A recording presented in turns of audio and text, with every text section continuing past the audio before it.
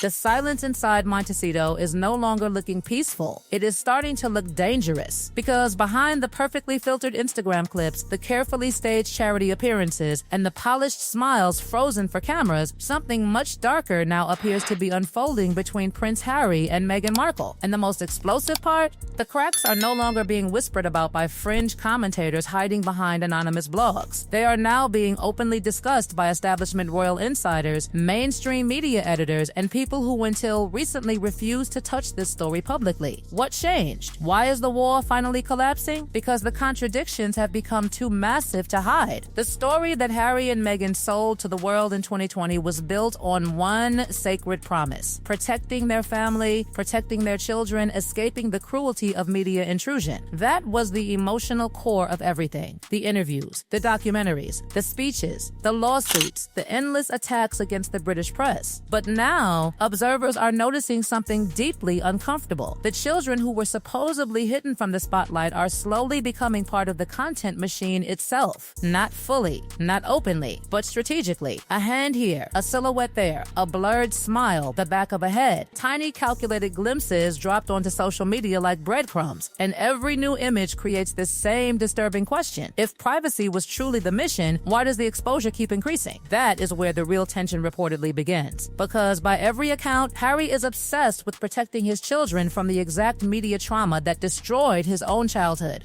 The paparazzi chaos surrounding Princess Diana did not just shape him emotionally, it became the foundation of his entire worldview. It was the justification for abandoning royal duties, the justification for moving across the Atlantic, the justification for detonating relationships with his own family. But now, according to mounting commentary, Meghan appears to be moving in the opposite direction entirely, slowly introducing the children into public branding, slowly turning mystery into engagement, slowly transforming privacy into selective visibility. And insiders are beginning to suggest this is not a small disagreement anymore. This is a war over the future identity of their family itself. Think about how psychologically devastating that must be for Harry. Imagine building your entire public narrative around escaping media exploitation, only to realize the media machine followed you into your own home. Every Instagram upload becomes a battleground. Every carefully cropped family image becomes another silent argument nobody hears except the people inside that mansion. And that is why the atmosphere around the Sussex household suddenly feels different, less triumphant, less glamorous, more tense, more desperate, because people are starting to notice that the smiles look rehearsed now. The appearances feel contractual. The chemistry feels managed instead of natural. And while the marriage tension grows privately, another disaster has reportedly exploded publicly. Hollywood itself is cooling on them. This is the part that stunned royal commentators the most, because the list of damaged relationships is almost unbelievable. Anna Wintour, Jeff Bezos, Lauren Sanchez, the Kardashian Circle, Netflix executives, WME insiders. One by one, names that were once associated with the Sussex rise are now quietly drifting away. No dramatic public fallout, no screaming headlines, just the slow, deadly freeze that Hollywood specializes in. Calls not returned, invitations disappearing, doors quietly closing, and the stories surrounding the infamous photo removal incident reportedly became a turning point insiders still whisper about. Because in elite celebrity culture, demanding control over other people's private party images is seen as social warfare. Hollywood runs on ego, power, and mutual benefit. You can demand privacy once, maybe twice, but eventually the industry decides you are more trouble than value. And once that perception spreads, it spreads fast. Suddenly, Meghan is no longer being framed as Hollywood royalty. She is being framed as difficult, demanding, unpredictable, and that label in Los Angeles is almost impossible to reverse. The terrifying part for the Sussex brand is that Hollywood was supposed to replace the monarchy. That was the gamble. Leave the institution behind and build a bigger empire in America, a freer empire, a richer empire. But what happens when the replacement system begins rejecting you too?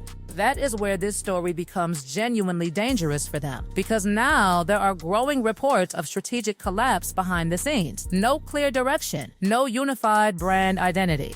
no stable business plan. One week, Meghan is positioning herself as a humanitarian icon. The next week, she is relaunching lifestyle branding, then acting, then podcasts, then documentaries, then activism, then fashion, then philanthropy. Everything at once, which increasingly makes the public ask one brutal question: what exactly are they now? That confusion is becoming commercially lethal because audiences can sense when a public figure is improvising. And right now, the Sussex operation reportedly looks like constant motion without any actual destination. Headlines without momentum. Visibility without authority. Insiders are even questioning whether they still have a functioning Hollywood strategy team at all. Because if major agents are distancing themselves, who exactly is steering this empire? Who is building the future? Who is negotiating the next phase? The silence around those questions is becoming deafening. But the deepest panic reportedly sits underneath all of this: the money. Because maintaining the image of global celebrity royalty is catastrophically expensive. Security alone reportedly burns through staggering amounts of cash. International tours cost millions. Staff costs explode. Public relations operations never stop. Private travel, mansion upkeep, branding, lawyers, consultants, production teams. The lifestyle requires endless income streams. Yet many of the giant deals that once made headlines now appear dramatically weakened. The Netflix relationship reportedly shrunk. Spotify collapsed publicly. Major commercial momentum slowed. And suddenly, commentators are beginning to ask whether the Sussex image is financially sustainable at all. That is why critics are now focusing intensely on the philanthropy narrative. Because according to growing analysis, the public image often suggests billionaire-level generosity, while the actual structure appears heavily dependent on external funding and carefully managed optics. Huge announcements, massive headlines, small distributions, endless cameras. The performance of influence becoming more important than measurable long-term institutional impact. And that comparison becomes brutal when placed beside decades-long royal projects built quietly by figures like King Charles III, Princess Anne, and Catherine, Princess of Wales. Because this is the uncomfortable truth now haunting the Sussex story. While Harry and Meghan were busy trying to destroy the monarchy's reputation publicly, the monarchy itself simply kept working, quietly,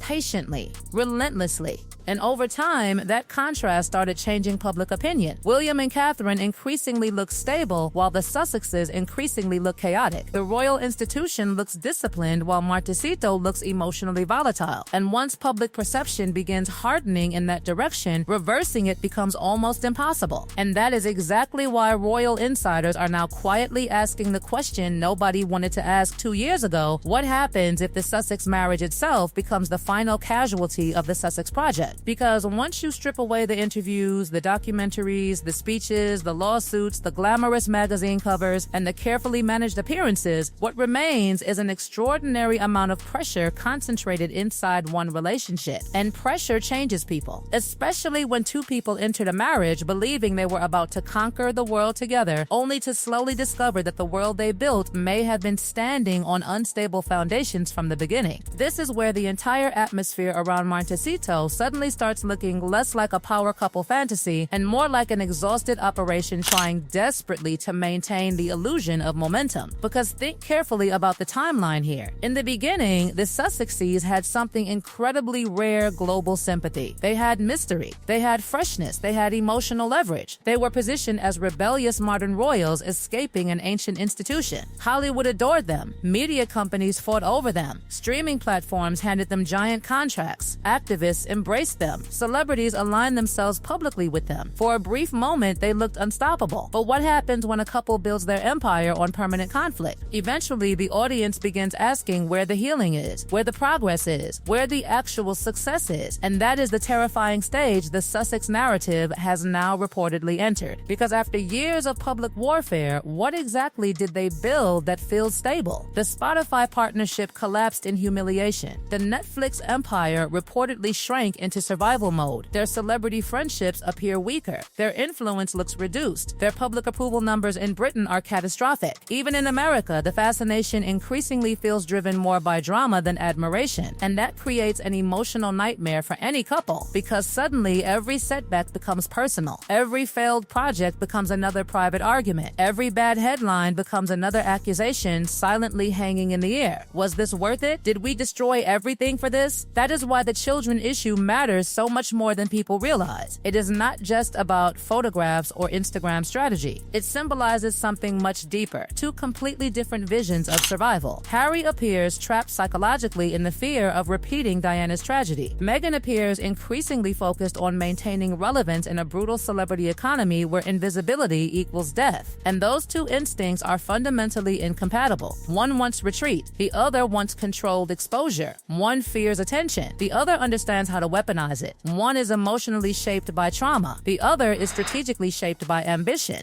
And when those instincts collide inside a marriage already carrying global scrutiny, the result can become emotionally explosive. The contrast now looks almost brutal. While the Wills household increasingly projects stability, continuity, and discipline, the Sussex operation reportedly looks fragmented and reactive. William appears more comfortable as future king with every passing year. Catherine's public image has arguably never been stronger. Even younger royals like Princess Charlotte and Prince George are being viewed as symbols of continuity and calm. Meanwhile, Harry and Meghan remain trapped in permanent turbulence, and that may be the deepest irony of this entire story. The couple who fled the institution to find freedom now appear more imprisoned by public perception than the royals they left behind, and insiders are reportedly noticing another painful shift happening behind closed doors. Harry himself increasingly looks isolated, not physically, emotionally, socially, structurally. The friendships that once defined his old life in Britain reportedly faded. The military identity that once grounded him disappeared. The royal framework that once gave him direction vanished. Even his public image transformed from rebellious prince to exhausted celebrity combatant. And the danger with identity collapse is that it rarely happens dramatically. It happens slowly, quietly, through accumulated losses, one disconnected friendship at a time, one burned bridge at a time, one lonely realization at a time. And perhaps that is the most psychologically devastating realization of all for the Sussexes. The institution survived without them. Not only survived, stabilized. That possibility may have once felt impossible to Harry, because for years the Sussex narrative operated on the assumption that the monarchy needed them more than they needed the monarchy. But history appears to be moving in the opposite direction. The royal machine kept functioning. The ceremonies continued. Public interest shifted toward the next generation. The emotional center of royal coverage gradually migrated back toward William and Catherine. And now the Sussexes increasingly risk becoming a side chapter rather than the central royal story they once appeared destined to dominate. The saddest detail in all of this may actually be the image people cannot stop talking about, the wedding photograph reportedly removed from the table at Highgrove. Because whether symbolic or practical, that tiny detail captured the emotional reality of this entire saga better than any documentary ever could. A family portrait quietly disappearing. No press conference. No dramatic confrontation. Just absence, silence, distance. That is how real fractures inside powerful families often reveal themselves. Not through explosions, through disappearance. And now, royal watchers are increasingly convinced that the next phase of this story will not arrive through one catastrophic headline, but through slow public unraveling. More distancing, more cooling relationships, more failed projects, more awkward appearances where the chemistry feels slightly off, more subtle signs that the dream sold in 2020 no longer matches the reality inside Montecito in 2026. Because once a public image begins cracking, every future appearance gets examined through a different lens. Every smile starts looking forced. Every statement sounds strategic. Every gesture becomes evidence. And perhaps the darkest possibility of all is this: what if Harry and Meghan themselves already know the project is failing, but neither knows how to escape it anymore? Because how do you retreat after building your identity around visibility? How do you admit exhaustion after branding yourselves as global fighters? How do you quietly rebuild a private life after monetizing the public one for years? That is the trap many observers now believe they are inside. Too famous to disappear, too controversial to fully recover, too invested in the brand to abandon it, yet increasingly unable to sustain it emotionally, commercially, or strategically.